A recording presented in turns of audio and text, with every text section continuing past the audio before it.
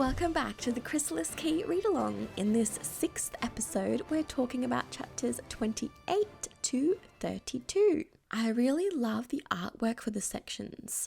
The illustration for part 2 really feels like Brisbane to me, with the Queenslander house and that old car in the front. And part 1's image is also really beautiful as well. Thank you to Daniel Mazua for that artwork.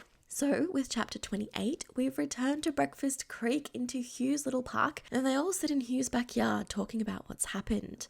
Now, this mark that they all have, the thought of them all being bound to one another is really important to me.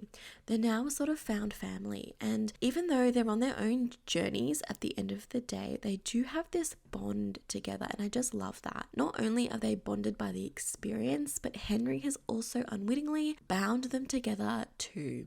And the scene where all the parents are coming to get them, I could just imagine my parents coming to get me in that situation, and the anxiety that I would feel, like that my ethnic parents coming to get me after being missing for 2.5 days. I would just feel so panicky. And it's one of the things with YA, they still have their parents to account for in the story.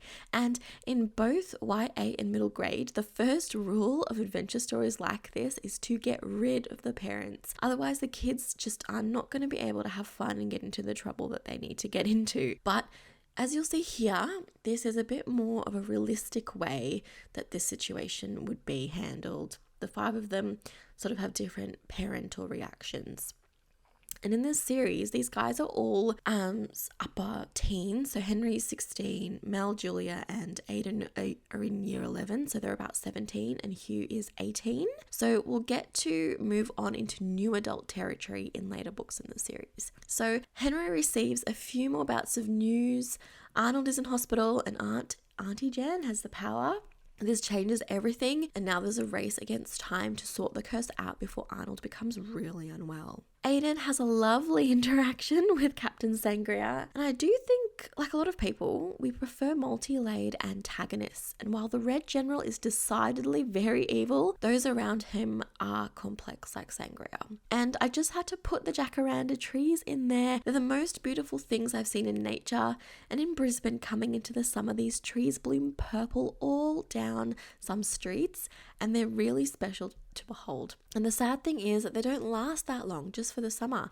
So it was the perfect metaphor for Aiden, wondering about how long he really had with his memories of Chrysalis before they faded away. We then get to see a little bit more of Julia's home life. Things are not going back to normal as she expected or hoped, and Melanie has another dream adventure. And this time she makes a pretty huge choice, and she now starts herself on a whole new journey. And where it takes her, God only knows. But she's now transformed. She's gotten rid of her poncho, and now she feels a part of something. And she does have a voice after all. So, with Melanie's new path, we come to the end of this episode of the Read Along podcast. Happy reading, and I will see you soon.